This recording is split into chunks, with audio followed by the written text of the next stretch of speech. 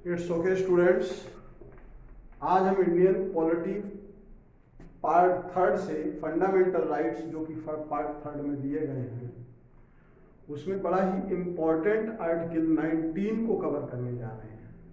Right, इसमें fundamental rights में article 19 के अंदर हमको 6 राइट्स मिले हुए हैं।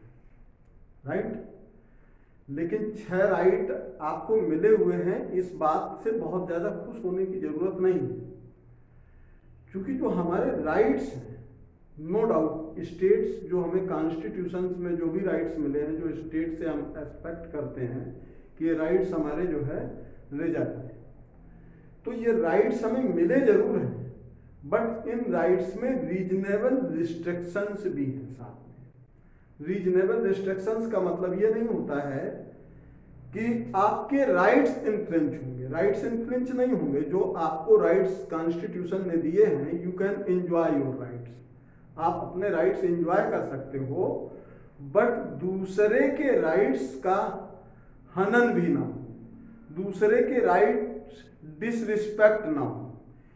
ये जो है आपके रीजनेबल रिस्ट्रिक्शंस हैं।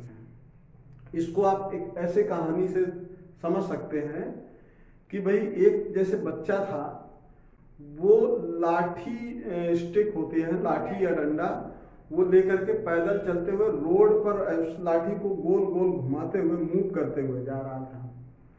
तो किसी ने कहा कि भाई ये क्या कर रहे हो, किसी पीछे वाले को लग जाएगी, या किसी आसपास चलने वालों को या आगे पीछे चलने वालों को लाठी लग सकती है।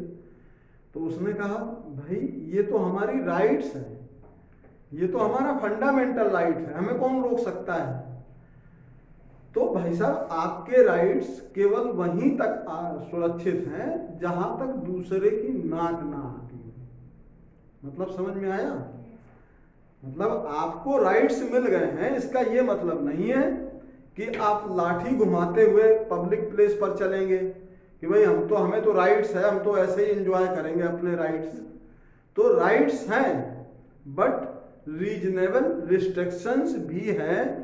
जो कॉन्स्टिट्यूशन आपको ये 6 राइट्स देता है, वही कॉन्स्टिट्यूशन स्टेट को भी कुछ डायरेक्शंस भी देता है। वो 6 डायरेक्शंस देता है कि कहीं राइट्स एंजॉय करते समय भारत के नागरिक या इंडियंस इंडिविजुअल्स हमारी सोवरेनिटी, जो इंडिया की जो एक अगर कॉन्स्टिट्यूशन ऑफ इंडिया, बेसिकली जो preamble of the constitution of India है, जिसमें सोवरेनिटी का बार बार जिक्र किया गया है, संप्रभुता का मतलब देश की संप्रभुता खतरे में ना पड़ती हो, भारत के संविधान की संप्रभुता, अखंडता और भाईचारा जिससे खतरे में ना पड़ता हो, वो रीजनेबल रिस्ट्रिक्शंस भी है। Is that clear? तो आर्टिकल फ्रीडम 19 बात करता है किसके बारे में? Right to freedom of speech and expression.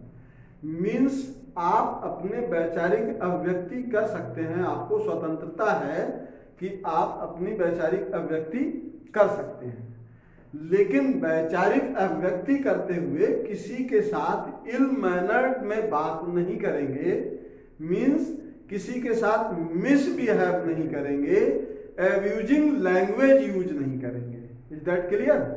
तो ये आपको जो है क्या देता है? Right to speech, freedom of right to speech and expression. ये आपको फ्रीडम भी मिली हुई है, ये स्वतंत्रता मिली हुई है। It means you can enjoy your rights. आप बात कर सकते हो, बेझिझक अपनी बात रख सकते हो। You can ask the questions, means आप अपने क्वेश्चंस पुट अप कर सकते हो किसी भी, चाहे वो गवर्नमेंट हो या पब्लिक सर्वेंट हो। राइट, गवर्नमेंट भी पब्लिक सर्वेंट है, और गवर्नमेंट के जो सबऑर्डिनेट ऑफिसर्स हैं, जो कर्मचारी हैं, अधिकारी हैं, they are also public servant. तो आप पर्सनल इंटरेस्ट में भी and even in public interest, चाहे पर्सनल इंटरेस्ट में या पब्लिक इंटरेस्ट में, आप जो है सवाल कर सकते हैं। Is that clear? तो freedom of speech and expressions आपको मिला हुआ है। राइट, और साथ ही आप you can enjoy your fundamental rights under article 19 you can associate, means आप ऑर्गेनाइज भी हो सकते हो, 4 लोगों में सभाएं भी कर सकते हो, अपनी बात रख सकते हो। Is that clear? एसोसिएट हो करके मीन्स जिसको कहते हैं कि आप प्रोसेशन निकाल सकते हो, जुलूस कर सकते हो, स्पीच दे सकते हो, भाषण दे सकते हो, ये सारी अभिव्यक्ति आपको मिली हुई है। बट हमने क्या कहा है, हर राइट्स के साथ रीजनेबल रिस्ट्रिक्शन भी। Is that clear? Second thing is this की राइट टू ट्रेड, आप व्यापार कर सकते हैं मन पसंद। Right to trade in the sense आप जिस व्यापार में एक्सरसाइज करना चाहें उस व्यापार की प्रैक्टिस कर सकते हैं। भाई अगर आपको लगता है कि हमारा पड़ोसी जो है परचून मीन्स ग्रोसरी स्टोर से बहुत सारा पैसा कमा रहा है तो मुझे भी ग्रोसरी स्टोर खोल लेना चाहिए, तो you can enjoy your rights, आप ग्रोसरी स्टोर खोल सकते हो। बट अगर आप कहो कि यार मेरा पड़ोसी, रीजनेबल रिस्ट्रिक्शंस कहां पर है यहाँ पे, कि अगर आपका पड़ोसी लॉयर है, वो सवेरे सवेरे neat and clean black coat पहन करके, टाई लगा करके, बेल्ट लगा करके कोर्ट चला जाता है, बढ़िया चमकदार जूते पहन करके, आप कहें कि सर ये तो रोज जो है नीट एंड क्लीन चला जाता है, आज मैं कोर्ट में अपीयर हूंगा, तो बिकॉज ऑफ कुछ रीजनेबल रिस्ट्रिक्शंस हैं, because of you are not a lawyer, आप लॉयर नहीं हैं, that's why you can't such practice, आप इस तरह की प्रैक्टिस नहीं कर सकते हैं। आप कहें कि यार मेरे पड़ोस में एक दूसरा पड़ोसी बहुत अच्छा जो है, उसका अस्पताल बहुत अच्छा चलता है, तो मैं भी एक डॉक्टर बन जाऊं, मैं भी आला लगा करके बैठ जाऊं, because of you have no degree of doctorate, that's why you can't practise of doctorate, right? आप डॉक्टरेट की प्रैक्टिस नहीं कर सकते हैं, तो कुछ रीजनेबल रिस्ट्रिक्शंस हैं, means you can enjoy your fundamental rights, but with reasonable restrictions आपको क्या करना है और क्या नहीं करना है। तो जो नहीं करना है that is the power of states, means यही कॉन्स्टिट्यूशन जो आपको राइट्स देता है, वही कॉन्स्टिट्यूशन स्टेट को भी एम्पावर करता है। स्टेट को ये एम्पावर करता है कि अगर कोई नागरिक ये काम करे तो उस पर जो है क्या लगा दें, आप तुरंत रीजनेबल रिस्ट्रिक्शंस लगाएं, और नहीं मानता है तो उसके अगेंस्ट क्या करें, विधिक कार्रवाई, मींस लीगल एक्शन ले उसके अगेंस्ट। Is that clear? अब मान लीजिए कि आपका एक पड़ोसी है, he is wine cellar, right?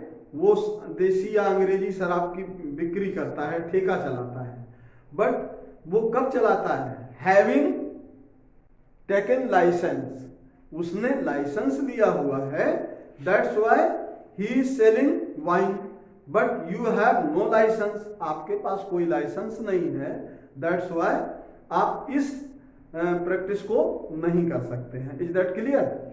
तो same thing, right to move anywhere in Indian territory, means पूरा देश आपका है, आप पूरे देश में कहीं भी मूव कर सकते हैं, राइट? और कुछ समय पहले तक, जब तक आर्टिकल 370 और 35A नहीं लगा हुआ था, जम्मू एंड कश्मीर में लगा हुआ था, तब तक आप वहां पर नहीं ट्रेड नहीं कर सकते थे, वहां पर जमीन नहीं खरीद सकते थे। But after removing article 35A and 370 you can enjoy there also, means आप वहां भी मूव कर सकते हैं, वहां पर भी जाकर के व्यापार कर सकते हैं और रह सकते हैं, मीन्स भारत के किसी भी पार्ट में। लेकिन यहां पर जब बात आ गई है आर्टिकल 370 की, सॉरी 370 एंड 35A, इसके बारे में हम एक स्पेशल लेक्चर भी करेंगे, लेक्चर करेंगे तब करते रहेंगे, लेकिन एक बात समझ के आज भी परे है, आज भी भारत में कई ऐसे राज्य हैं, लगभग 7 ऐसे राज्य हैं जहां पर ये सेक्शन वैलिड है, जिसमें कि अगर हम जैसे हिमाचल प्रदेश की ही बात करते हैं तो वहां पे 35A है। Himachal Pradesh is special state, और स्पेशल स्टेट का मतलब होता है कि such state which is provide special privileges, जिनको विशेष सुविधाएं दी गई हुई हैं, विशेषाधिकार हैं।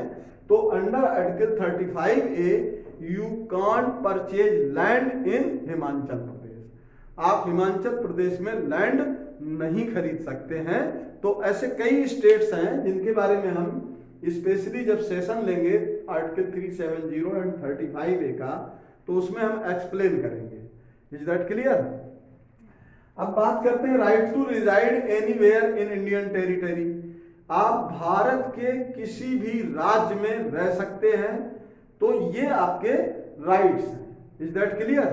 मीन्स किसी दूसरे स्टेट में जाने के लिए आपको उस स्टेट की गवर्नमेंट से कोई वीजा, पासपोर्ट या प्री परमिशन की आवश्यकता नहीं है। Is that clear? Right to property, article 19 sub clause 6 या आर्टिकल 19 एक्ट में राइट टू प्रॉपर्टी एक आपका फंडामेंटल राइट्स हुआ करता था, जो कि after the amendment 17th amendment के बाद राइट टू प्रॉपर्टी को जो है क्या कर दिया गया था, खत्म कर दिया गया था। Is that clear? और राइट टू प्रॉपर्टी वाला जो प्रोविजन था वो आपको 2 आर्टिकल में मिला हुआ था। किसमें किसमें मिला हुआ था? राइट टू प्रॉपर्टी आपको 19 क्लास 6 एक्ट में मिला हुआ था, या फिर आर्टिकल 31 में भी आपको राइट टू प्रॉपर्टी मिला हुआ था, जो कि अब एक लीगल राइट है। Is that clear? Right to remain silent, right to remain silent means शांत रहने का भी एक आपको अधिकार है कॉन्स्टिट्यूशन में। अब ये रिमेन साइलेंट की बात कहां से आती है? जस्ट सपोज किसी स्कूल में आप पहुंच गए अचानक से, या किसी उस ग्राउंड में पहुंच गए जहां पे आर्मी पर्सनल्स या पुलिस पर्सनल्स फोर्स जो होती है, या किसी स्कूल्स में। तो समटाइम्स जब हम झंडे को देते हैं, क्या सलामी देते हैं, तो झंडे की जब हम नेशनल फ्लैग की रिस्पेक्ट करते हैं या फ्लैग होस्टिंग करते हैं, झंडा लहराते हैं, तो उससे पहले हम क्या करते हैं? नेशनल एंथम, उसके बाद क्या करते हैं? नेशनल एंथम मीन्स राष्ट्रगान गाया जाता है। अब कोइंसिडेंटली आप वहां पर अचानक से पहुंच गए और राष्ट्रगान शुरू हो गया। तो राष्ट्रगान शुरू हो गया, आप राष्ट्रगान के रिस्पेक्ट में बिल्कुल एक सावधान पोजीशन में खड़े हो गए। बाकी सारे लोग राष्ट्रगान गा रहे हैं, बट आप राष्ट्रगान नहीं गा रहे हैं। तो इसके अगेंस्ट में, आपके अगेंस्ट किसी भी तरह का कोई लीगल एक्शन नहीं होगा, because of you are standing in the respect of national flag and national anthem, because of you have the right to remain silent. आपको शांत रहने का भी एक इसमें अधिकार प्राप्त है, इसलिए आपके विरुद्ध किसी भी तरह की कोई विधिक कार्रवाई अर्थात लीगल एक्शन नहीं होगा। Is that clear? इसी आर्टिकल 19 में फ्रीडम ऑफ प्रेस भी है। आर्टिकल 19 में ही फ्रीडम ऑफ प्रेस भी है। तो फ्रीडम ऑफ प्रेस की बात करें, जैसे कि हम कह देते हैं कभी कभी कि जब हम किसी से क्वेश्चंस करते हैं, तो कई बार एग्जीक्यूटिव्स या एडमिनिस्ट्रेटिव ऑफिसर्स कहते हैं कि हु यू, आप कौन हैं, आप मुझसे इस तरह के सवाल नहीं कर सकते हैं। Is that clear? तो हम कहते हैं because of I am a journalist and I have constitutional rights, that's why. And what is the constitutional rights? वो कॉन्स्टिट्यूशनल, वो संवैधानिक अधिकार है क्या? तो basically in constitution I have the right to ask the question. मेरे पास ये अधिकार है कि मैं क्वेश्चन कर सकता हूं, right? I have the right to ask the question either in public interest or in personal interest. Means हम पब्लिक इंटरेस्ट में भी क्वेश्चंस कर सकते हैं, और संभव अगर कोई वैसी बात है तो हम अपने पर्सनल इंटरेस्ट में भी क्वेश्चंस पुट अप कर सकते हैं। तो फ्रीडम ऑफ स्पीच, यहां पर हम प्रेस को भी स्वतंत्रता मिली हुई है इसी आर्टिकल 19 में। अब इसमें कंट्रोवर्सी क्या है आर्टिकल 19 में, जब इतनी सारे हमको फ्रीडम्स मिले हैं, we can enjoy our rights and we can enjoy our rights, हम अपने अधिकारों का को एंजॉय कर सकते हैं, इतने सारे फ्रीडम्स हमको मिले हुए हैं, फिर कंट्रोवर्सी कहाँ है? तो आपको बता दें, ये कंट्रोवर्सी की भी बात जरा डिस्कस कर लें। हुआ क्या था इनफैक्ट 25 जून 1975 को 25 जून 1975 को हमारे देश की प्रधानमंत्री इंदिरा गांधी हुआ करती थी। कौन थी? इंदिरा गांधी हमारे देश की प्राइम मिनिस्टर थी, और we can say that Indira Gandhi was prime minister of India. तो ये भारत की उन दिनों प्रधानमंत्री थी। अब इन पर जो है चूंकि करप्शन के चार्जेस लग गए थे और इलाहाबाद हाई कोर्ट ने इनके अगेंस्ट वर्डिक्ट दिया था, और अगेंस्ट वर्डिक्ट देने के बाद इनको जो एक कोर्ट एक समय देता है कि अगर आप चाहें तो 10 दिन 15 दिन के अंदर आप जो है कहाँ जा सकते हैं, ऊपर की अदालत में हमारे फैसले को चैलेंज करने के लिए जा सकते हैं। तो बेसिकली इंदिरा गांधी उन दिनों जो है supreme court of India move कर गई, बट उनको सुप्रीम कोर्ट में भी कोई रिलीफ नहीं मिली। तो इंदिरा गांधी ने सोचा कि क्या करें, अब हम क्या कर सकते हैं। तो because of president of India under article 52, अब देखिए हम बहुत अलग टॉपिक से हट करके चले गए हैं, लेकिन चिंता मत कीजिए, इसी आर्टिकल 19 में ही मूव करके आ जाएंगे। Under article 52 there is a provision, in article 52 it is written there shall be a president of India. There shall be a president of India, it means भारत का एक राष्ट्रपति होगा। मतलब राष्ट्रपति होगा मतलब होगा ही होगा। Is that clear? मीन्स ऐसा कभी कोई टाइम नहीं होगा, ऐसा कोई समय नहीं होगा जब भारत में राष्ट्रपति ना हो, राइट? और उस समय प्रेसिडेंट ऑफ इंडिया को ये राइट्स होते हैं कि प्रेसिडेंट ऑफ इंडिया कि वो देश में क्या लगा सकता है, इमरजेंसी लगा सकता है, अंडर आर्टिकल 352। मीन्स किसमें प्रेसिडेंट ऑफ इंडिया क्या कर सकता है, देश में इमरजेंसी लगा सकता है। किसमें प्रेसिडेंट को राइट्स हैं, अंडर आर्टिकल 352 क्या डिक्लेयर कर सकता है, नेशनल इमरजेंसी। लेकिन भाई साहब नेशनल इमरजेंसी कैसे डिक्लेयर करेगा? नेशनल इमरजेंसी डिक्लेयर करने के लिए उसे कुछ तो चाहिए, या मौज मस्ती में ही जो है नेशनल इमरजेंसी डिक्लेयर कर देगा। तो इनफैक्ट हुआ क्या, प्रेसिडेंट ऑफ इंडिया हमारे देश में जो है क्या है, हेड है। मीन्स हमारे देश में president of India head, but he is और the post of president of India head but nominal head. Nominal head in the sense नाम मात्र का head. Real head is prime minister of India.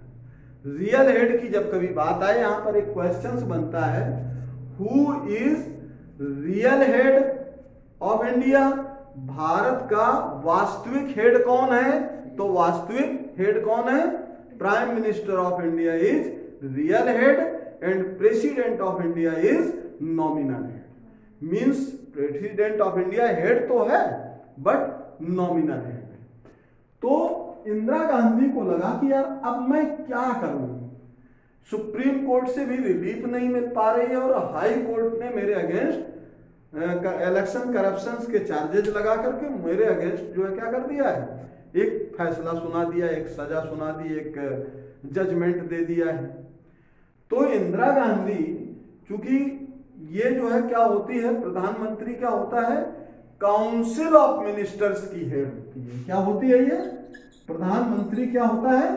Council of ministers का head होता है, या यूं कह लो कि council of ministers is headed by prime minister of India. जो मंत्रिपरिषद है वो प्रधानमंत्री उसका हेड होता है। तो इन्होंने काउंसिल ऑफ मिनिस्टर्स की मीटिंग बुला करके नेशनल इमरजेंसी प्रपोज कर दी।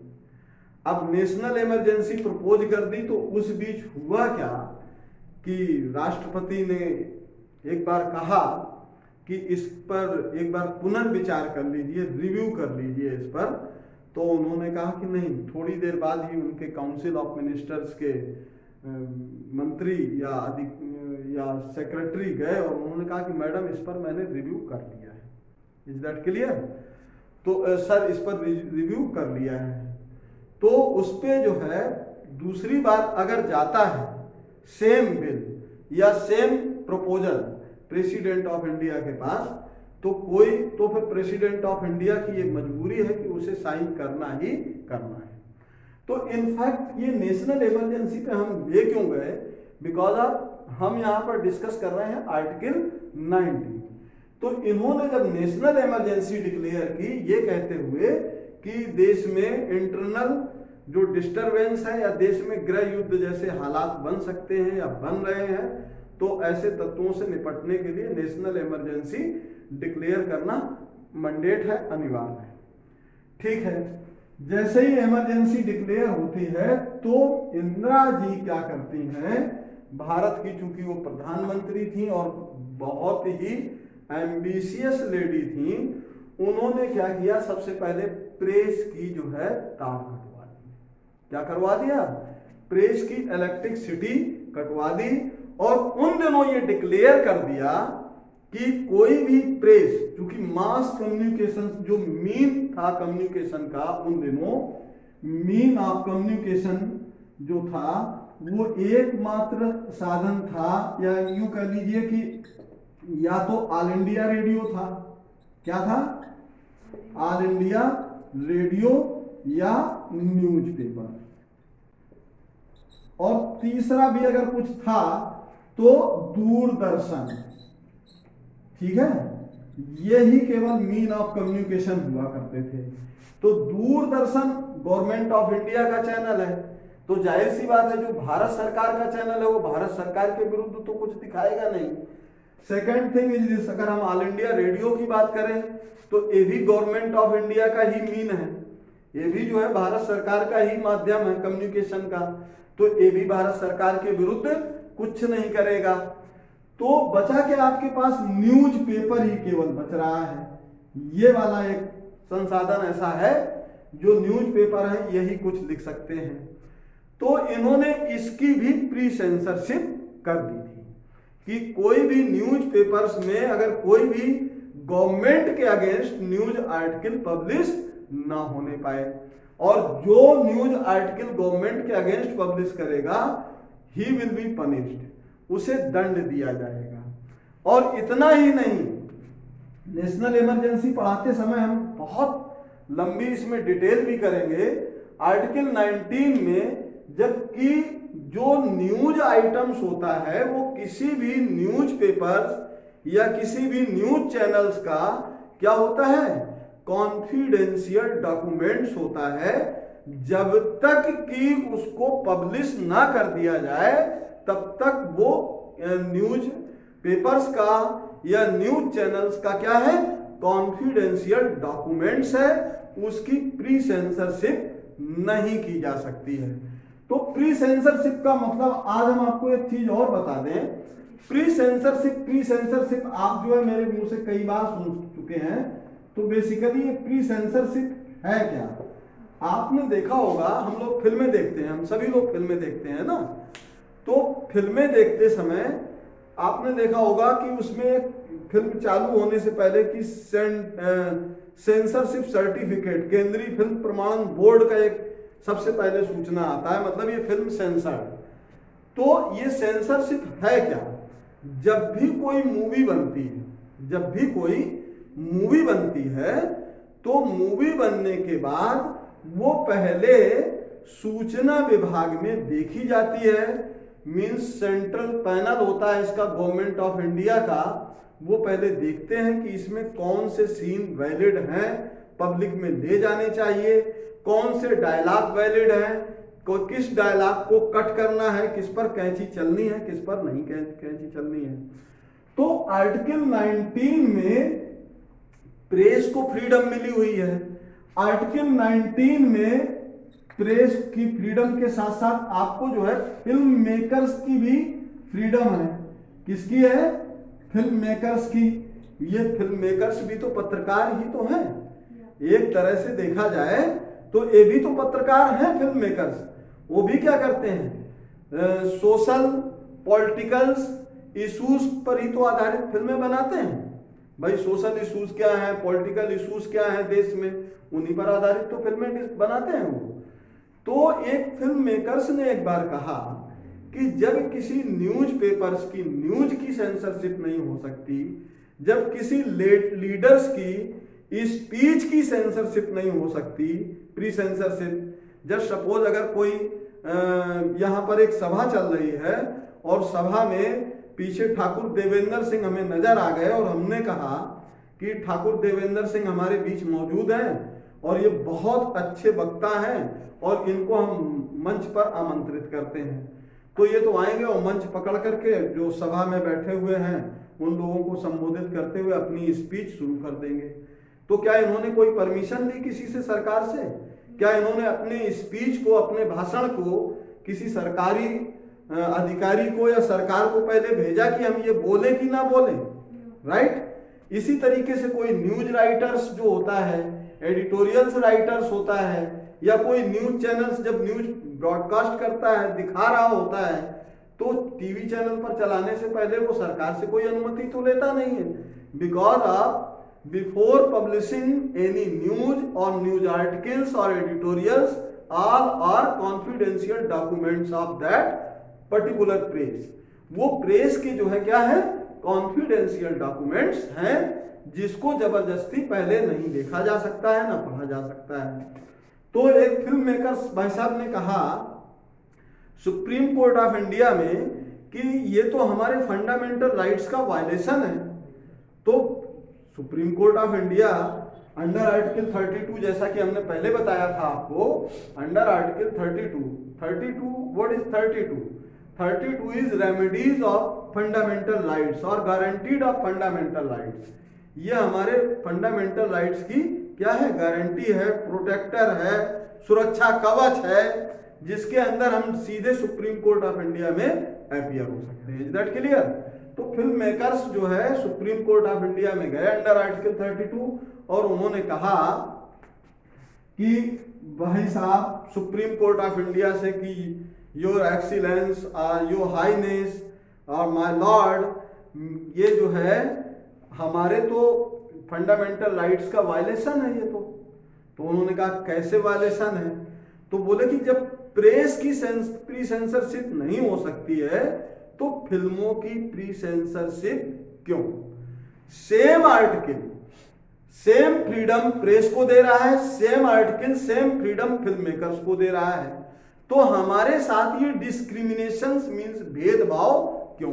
मींस वही आर्टिकल 19 फिल्म मेकर्स को फ्रीडम देता है, वही आर्टिकल 19 प्रेस को फ्रीडम दे रहा है। तो प्रेस की प्री सेंसरशिप नहीं होती है बल्कि फिल्मों की प्री सेंसरशिप होती है, तो हमारे साथ ये भेदभाव क्यों है? तो जस्टिस ने, चीफ जस्टिस ने, या जो कॉन्स्टिट्यूंट जो बेंच थी उसने, कॉन्स्टिट्यूंट बेंच ने ये फैसला सुनाया, ये कन्विंस करते हुए फिल्म मेकर्स को, क्योंकि किसी दूसरी आर्ट या दूसरी विधा के अगेंस्ट में या कंपैरिजन में, किसी दूसरी आर्ट या विधा की कंपैरिजन में फिल्में डायरेक्ट समाज को के मस्तिष्क पर असर करती हैं, इसलिए फिल्मों की प्री सेंसरशिप की जाती है। और दूसरे आर्ट एंड विधाएं जो भी हैं, जैसे चाहे वो राइटिंग आर्ट्स हैं, वो जो है समाज के मस्तिष्क पर डायरेक्ट निगेटिव या पॉजिटिव प्रभाव नहीं डाल सकते हैं उतने इन डेप्थ जितने की फिल्में डालती हैं, इसलिए फिल्मों की प्री सेंसरशिप होती है। इसी के साथ आर्टिकल 19 फिनिश होता है। आई थिंक आप लोगों को बहुत अच्छे तरीके से समझ आया होगा, पसंद आया होगा। अगर आपके कोई क्वेश्चंस हैं तो कमेंट बॉक्स में क्वेश्चंस करें, अपने कमेंट्स डालें, और वीडियो पसंद आए तो please like, subscribe and share. Thank you.